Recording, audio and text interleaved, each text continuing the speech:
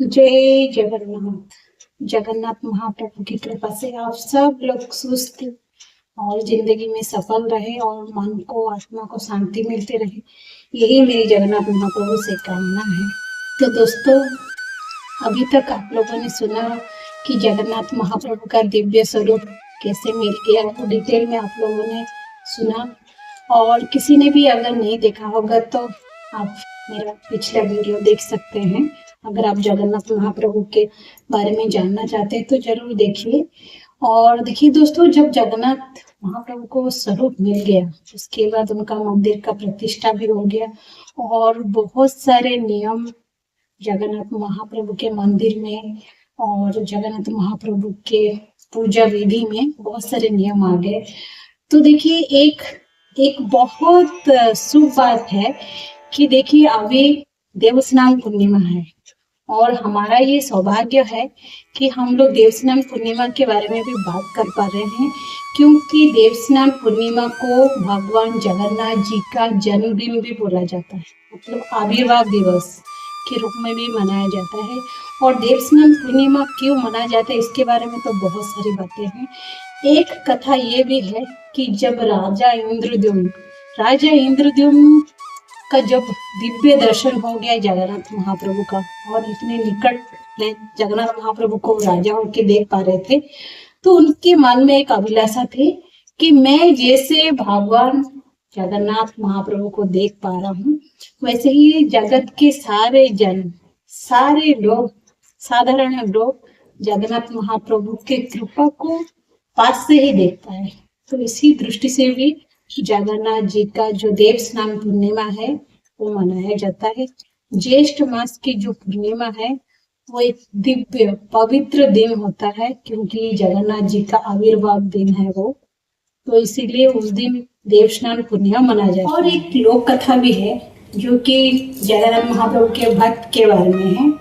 एक भक्त थे उनके गणेश भट्ट, जो कि महाराष्ट्र से थे।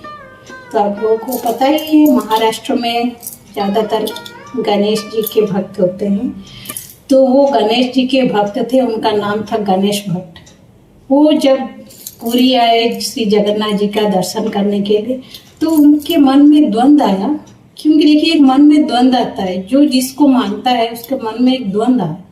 उनके मन में द्वंद्व आया, मैं तो गणेश जी का परम भक्त हूँ, मैं जगन्नाथ जी को कैसे भगवान के रूप में देखूं, कैसे मतलब मैं ग्रहण करूं, जगन्नाथ जी को कैसे ग्रहण करूं, वो तो अवतार है, मतलब स्वयं परम ब्रह्म है, लेकिन मैं कैसे उनको ग्रहण करूं। अगर जगन्नाथ जी महाप्रभु अगर भगवान गणेश के रूप में आ जाते तो मेरा जीवन तो धन्य हो जाता। तो भक्त की ये मनोकामना थी, गणेश भक्त जी की ये मनोकामना थी कि मैं उनको गणेश के रूप में देखूं। तो भी ये भी लोक कथा है कि जब देव स्नान पूर्णिमा हो जाता है, मतलब देव स्नान हो जाता है, मतलब जब भगवान जी का स्नान संपूर्ण हो जाता है, उनको गणेश मतलब गज बेस में दिया जाता है। गज बेस जो कि शायद दुनिया का सबसे दुर्लभ बेस है। जगन्नाथ जी का तो बहुत सारे बेस है, लेकिन गज बेस में लोग बोलते हैं उनका दर्शन से स्वर्ग प्राप्ति होता है और पाप से मुक्ति मिलती है जगन्नाथ महाप्रभु की कृपा से। तो गणेश भट्ट जी की ये मनोकामना पूरी हो गई देव स्नान पूर्णिमा में, और वो गज बेस में जगन्नाथ जी को दर्शन किए और उनका जीवन सार्थक हो गया। तो देखिए दोस्तों, बहुत सारी कथाएं हैं देव स्नान पूर्णिमा के बारे में, तो मैंने तो आपको बता दिया कि देव स्नान पूर्णिमा क्यों मनाया जाता है और कैसे मनाया जाता है। चलिए इसके बारे में भी थोड़ा सा बात कर लेते हैं। देव स्नान पूर्णिमा एक दिव्य दिन होता है। दिव्य स्नान मतलब भगवान प्रभु का दिव्य स्नान होता है। उसे देखने के लिए स्वर्ग से भी आते हैं देवता, जो कि तीनों लोक से आते हैं, स्वर्ग लोक, पाताल लोक और मर्त्य लोक। सब लोगों से मतलब सब लोग से, त्रिलोक से लोग आते हैं भगवान जगन्नाथ जी का देव स्नान पूर्णिमा दर्शन करने के लिए। तो तो देव स्नान पूर्णिमा में क्या क्या होता है हम उसके बारे में थोड़ा सा बात करेंगे।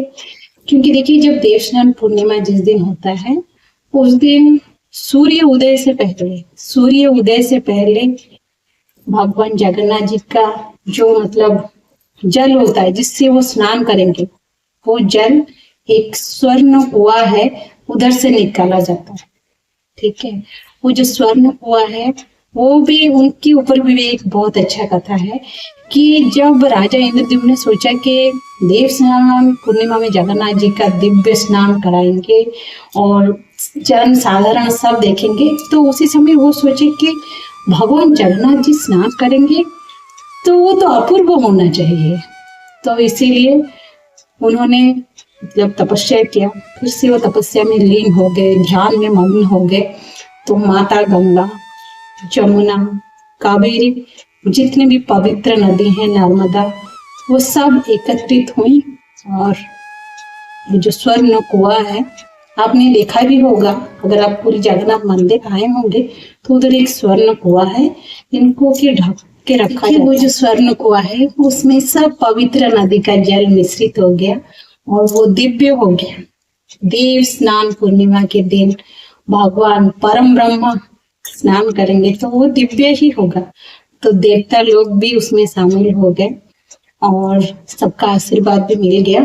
तो जब देव स्नान पूर्णिमा होता है तो सूर्य उदय से पहले ये जो स्वर्ण कुआं है, स्वर्ण कुआं से जल निकाला जाता है और उसमें बहुत सारे सुगंधित द्रव्य मिश्रित किया जाता है, मतलब मिलाया जाता है, जैसे कि आप चंदन, अगोर, बरमूली और बहुत सारे हैं, मतलब तुलसी जी, मतलब और बहुत सारे सुगंधित है, मतलब जो कि भगवान जी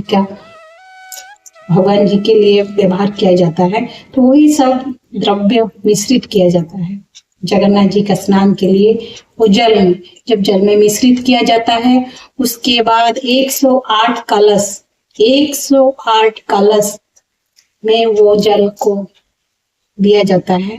ठीक है, 108 कलश जब जल हो जाता है तो 108 जल में भगवान प्रभु का जगन्नाथ के लिए 108 कलश में जल भर्ती किया जाता है। और उसके बाद भगवान जी जगन्नाथ जी, बलभद्र जी और सुभद्रा जी को पहंडी विजय करके गर्भगृह से लाया जाता है और सुदर्शन भगवान भी आते हैं, चारों लेके आते हैं। आपने देखा ही होगा जहाँ पर देव स्नान होता है उधर वो पहंडी विजय करके आते हैं और जब आते हैं उसके बाद उनका दिव्य स्नान होता है। 108 कलश जल से प्रभु जगन्नाथ जी का दिव्य स्नान। तो वो दिव्य स्नान के बाद जगन्नाथ जी, माता सुभद्रा, चारों भगवान को एक वस्त्र से, मतलब सूक्ष्म रूप से उनको सुखाया जाता है ना, प्लस सुखाया जाता है। भगवान का मंत्र उच्चारण होता है, भगवान का जप होता है। उस समय महामंत्र का जप तो चलता ही रहता है, हरि बोल ये भी चलता ही रहता है। और उसके बाद जब भगवान जी पूरा सूख जाते हैं, ये बाद चारों को गज बेस में तैयार किया जाता है। गज बेस एक दुर्लभ बेस है उनका, जैसे कि आपने बहुत सारे बेस जगन्नाथ जी का सुना होगा, मैं आगे भी बताऊंगी बहुत सारे बेस के बारे में, लेकिन जो गज बेस है वो बहुत पवित्र होता है। तो भगवान जी का जो गज बेस में दर्शन कर ले, कथा है कि उनको ये जो कर्म बंधन से मुक्ति मिल जाती है। तो जगन्नाथ जी की कृपा सबको मिले, सब लोग ये दिव्य स्नान का दर्शन कर पाए। और देव स्नान पूर्णिमा के बारे में मैं जितना जानती थी मैंने आप लोगों के साथ साझा किया है। आपको अगर ये वाला वीडियो अच्छा लगे तो प्लीज जय जगन्नाथ जरूर लिखिएगा और आप सबको जगन्नाथ महाप्रभु की अशेष कृपा प्राप्ति होगी। जय जगन्नाथ, जय जगन्नाथ।